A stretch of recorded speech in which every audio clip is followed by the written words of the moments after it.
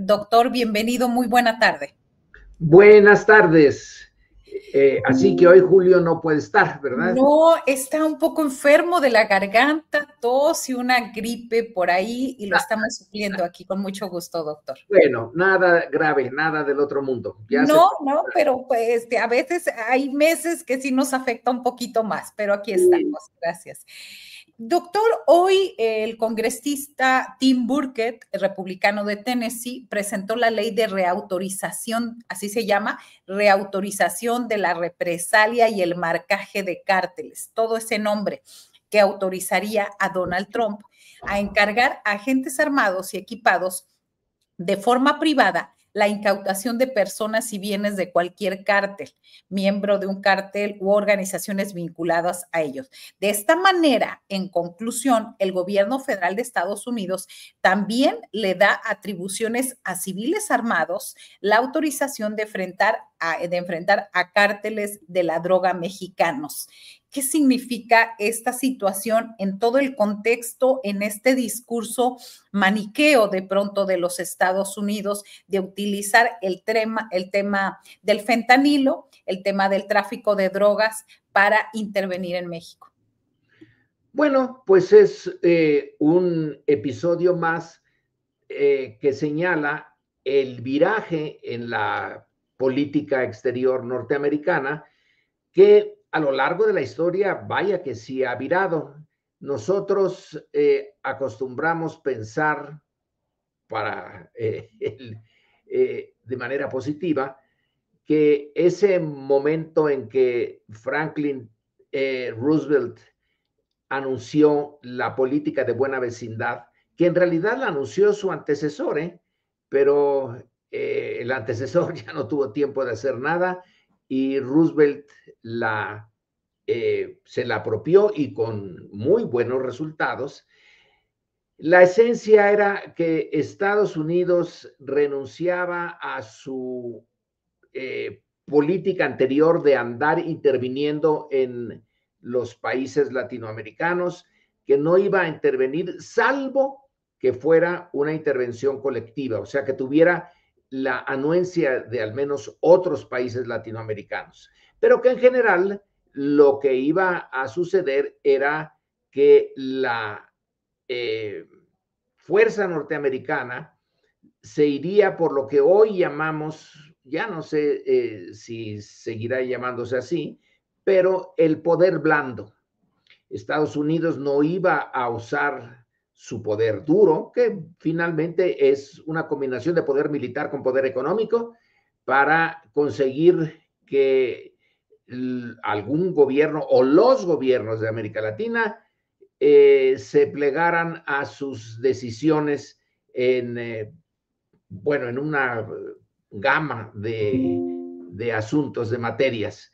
Entonces iba a haber una relación más civilizada y que no se regiría estrictamente por la política del poder, que era la que se había usado antes. Entonces ahora ya no iba a haber política del poder, no que no la estuviera detrás, pero que en el frente se ponía la política de buena vecindad. Luego, terminada la Segunda Guerra Mundial, la buena vecindad decayó, pero México siguió esperanzado en que se mantuviera, al menos de alguna manera, ya no el contenido rooseveltiano, pero que ya no volviéramos a los enfrentamientos anteriores y más o menos se siguió empleando el lenguaje de buena vecindad entre México y Estados Unidos con sus vaivenes. Pero bueno, tras la grande crisis económica de 1982, cuando termina el gobierno de López Portillo, bueno, México sí que estaba en un problema y Estados Unidos acepta, después de un cierto lobby que hizo Carlos Salinas, que la idea de una zona de libre comercio que se había pensado originalmente para Canadá y Estados Unidos incluyera México.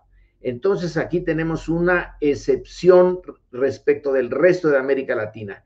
México se despega de América Latina y se va a prender a la economía norteamericana.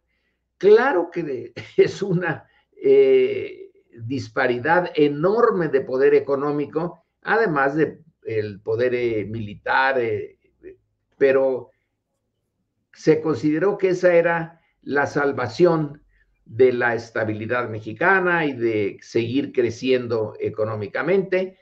Pues no fue exactamente así, porque el promedio de crecimiento a partir del TLC y luego del CAN no ha sido particularmente impresionante.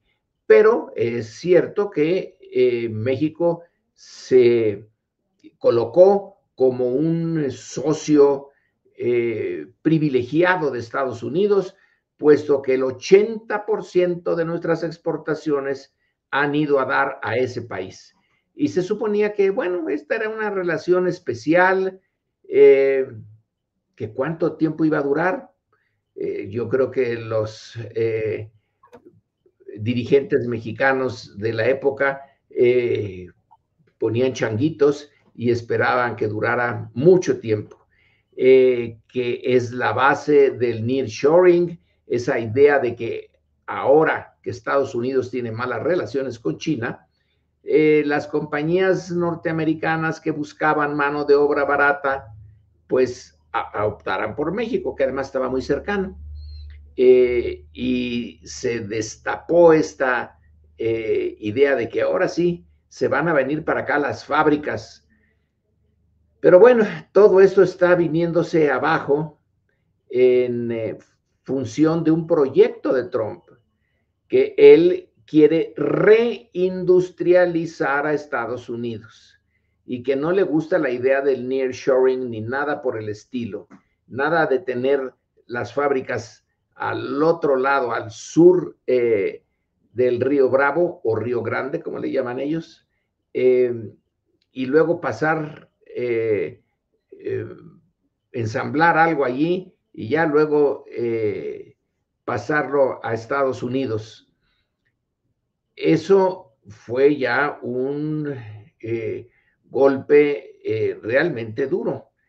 Y lo del fentanilo es una, pues a mi juicio, bueno, sí es un indicador de que en México fallan el tema de la seguridad, porque han proliferado los carteles aquí y no solamente han estado exportando droga a Estados Unidos, también causan un daño grande aquí en México. Por ejemplo, la familia michoacana, vaya que se extorsiona a los michoacanos y les exige pago de piso, hace, en fin, una cierta burla del Estado de Derecho y de la idea misma de Estado, Marta. Esto es importante porque el Estado mexicano, bueno, costó mucho trabajo ensamblarlo, costó una buena parte del siglo XIX. Luego se viene un tanto abajo con la revolución y otra vez hay que ensamblarlo. Y una de las características de ese Estado, o debería de ser una de sus características, es el control de todo el territorio nacional. Es parte de la soberanía, parte de la esencia del Estado. Y resulta que los carteles le han quitado control de ciertas zonas. México no ha podido imponerse a los carteles. Y ahí hay una falla de nuestra parte que ahora los norteamericanos ya la habían usado en el pasado, ahora lo van a usar todavía más. Decir, como no está cumpliendo con sus deberes, pues ahora nosotros vamos a entrar por la vía de declarar a los carteles estructuras propias del terrorismo. Pero no concuerda la realidad con la definición de organizaciones terroristas. Los carteles no buscan lo que busca una organización terrorista, influir en la política y llevar las cosas al punto en que cambie el régimen. No, los carteles son estrictamente económicos.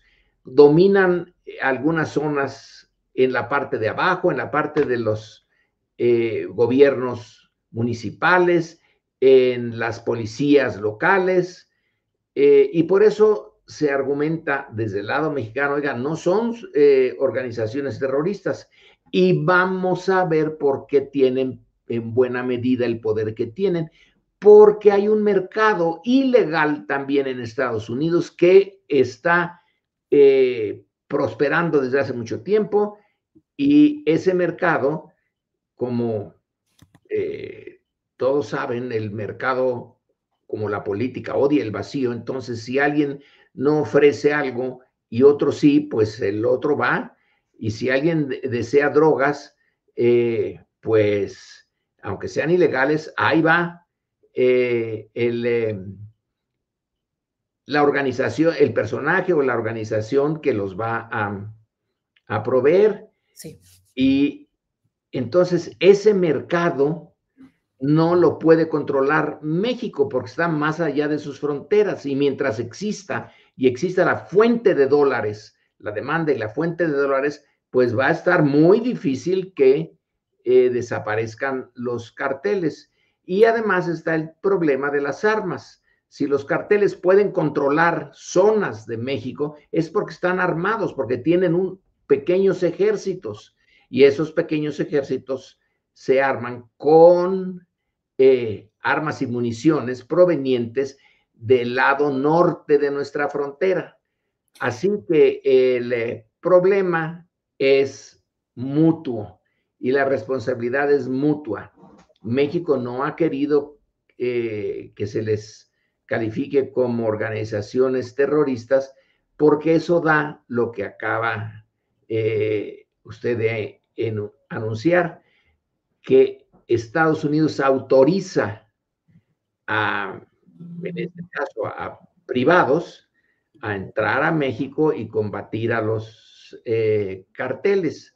Y en una de esas también autoriza a sus Fuerzas Armadas a hacer lo mismo. Entonces estamos en una situación, pues no crítica, pero sí muy desagradable, que habíamos logrado evitar. Pero aquí las dos partes están en falta. México no ha logrado recuperar el control territorial que perdió con los carteles. ¿Por qué? En buena medida por la corrupción. La corrupción en las estructuras que en México debían de estar funcionando para evitar que existan estas zonas de imperio del narco, para proteger a la sociedad mexicana y, bueno, impedir que salgan drogas de aquí hacia Estados Unidos. Ahora, con todo lo que viene de los aranceles o impuestos a las exportaciones mexicanas, que ya se habían concentrado en el mercado norteamericano y que ahora les dicen, pues fíjense que hemos cambiado de lógica. Ahora queremos reindustrializar Estados Unidos y ya no nos interesa tanto el nearshoring y el tener las fábricas en México. Así que vamos a ponerles aranceles para proteger a nuestra industria y para castigarlos porque no han hecho nada en relación a las drogas.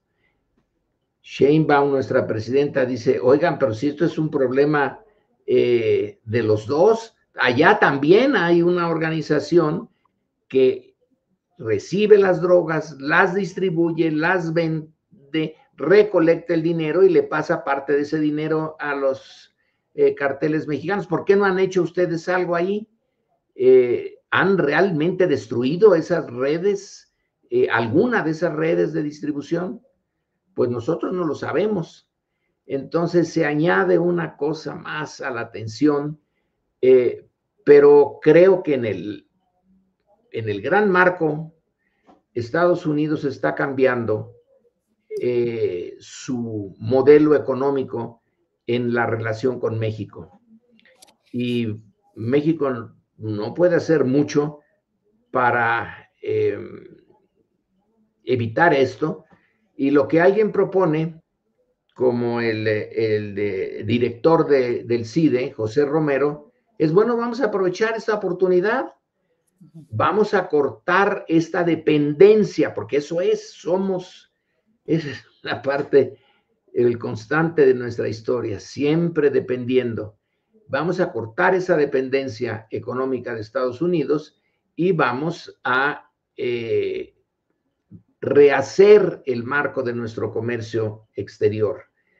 Vamos a procurar el mercado interno, que no es un mercado enorme, pero bueno, es mejor que cuando iniciamos esta política hace muchos años de proteger el mercado interno para industrializarnos. Vamos a hacerlo ahora mejor, vamos a buscar diversificar las relaciones económicas y que allí sí la diversificación requeriría pensar en China, y Estados Unidos tiene a China como su rival, y nosotros, la geopolítica nos pone como vecinos de Estados Unidos. En fin, las cosas se complican. Así es, doctor. Hoy precisamente la presidenta Claudia Sheinbaum recordó, dijo que no es suficiente que el gobierno de Donald Trump comparte información para realizar detenciones en territorio mexicano, porque es necesario que las capturas también se registren en ese país. Es decir, no solamente hay crimen organizado de este lado, sino también de aquel lado, porque quien distribuye, cómo se hacen las redes, y es de lo, digamos que el gobierno de Estados Unidos ha sido muy cuidadoso en no hablar de bandas, de ponerle seudónimos, apodos, pareciera que ahí están purificados en Estados Unidos solamente con el grave problema de adicción y de alta tasa de muertes por fentanilo en este caso, pero pareciera que lo demás no es parte de su discurso. No es parte del discurso. Recuerdo hace ya un buen número de años que un encargado, un general norteamericano, encargado de este tema, llegó a donde yo entonces era profesor activo, el Colegio de México, y nos dio una conferencia. Se le preguntó, se le insistió sobre este tema, y él de una manera, creo que era McCaffrey, el nombre de este general, de una manera muy como natural. Oiga, no, en Estados Unidos no hay esas organizaciones. Ahí son puros pequeñitos, pequeñitos que distribuyen las drogas y no tienen una organización centralizada como ustedes. Pues pequeñitos o no pequeñitos, sí hay una distribución de drogas y sí hay evidencia.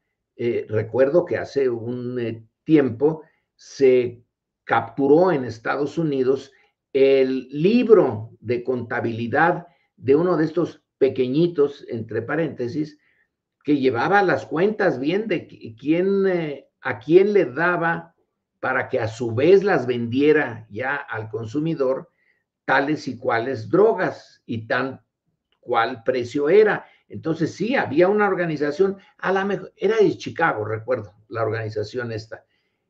A lo mejor no es el equivalente al cártel de Jalisco Nueva Generación, y ni tienen esas armas, aunque tampoco están desarmados. Por lo tanto, ese es quizá un tipo distinto de organización allá. Está más diluido, más fragmentado, pero está.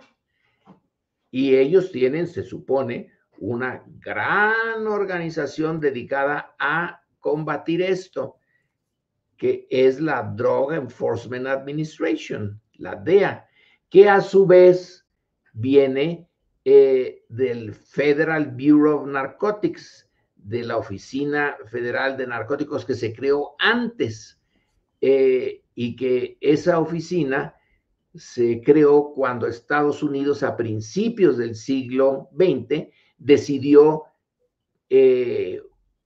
llamar a una reunión internacional para declarar ilegal el opio. Y ya de ahí se siguieron a declarar ilegal la marihuana y todas las otras sustancias que demandan los norteamericanos. Esa parte, bueno, ellos la pueden obviar, no quieren hablar de eso, porque tienen de su lado esta simetría de poder. Tienen mucho más poder que nosotros, entonces si deciden callar una parte de su estructura informal pero real de organización de narcotráfico, pues lo pueden hacer. Además, su sociedad no parece estárselos exigiendo y pueden presentarse entonces esta visión, portadores de esta visión unilateral. Ustedes son los que están creando un problema de seguridad nacional en nuestro país, están envenenando a nuestra juventud. Y ya para no seguir ahondando en esto, hay que preguntarse quién originó la demanda de fentanilo, que es Purdue Pharma, una gran organización farmacéutica de Connecticut que alentó a los médicos a recetar estos opioides artificiales como si fueran dulces. Ya no existe Purdue Pharma, pero cuando existía tenía la propiedad una familia que, según Fortune, era más rica que los Rockefeller, con le calculaban una fortuna de 13,000 millones de dólares. Bueno, ahí también hay que explorar quiénes generaron, en el caso particular del fentanilo, la demanda, la adicción, fue allá, no aquí. Aquí, claro, los carteles se aprovecharon de esa adicción y bueno, tenemos lo que tenemos ahora. Gracias, gracias, doctor, justamente por todo esto que nos ilustra. Gracias por esta vez. No sé si quiere agregar algo más para despedir. No, nada más desearle a Julio que se reponga. Lo necesitamos mucho por acá, siempre con su periodismo. Gracias, doctor, por esta vez. Gracias por sus aportaciones. Buenas tardes. Buenas tardes.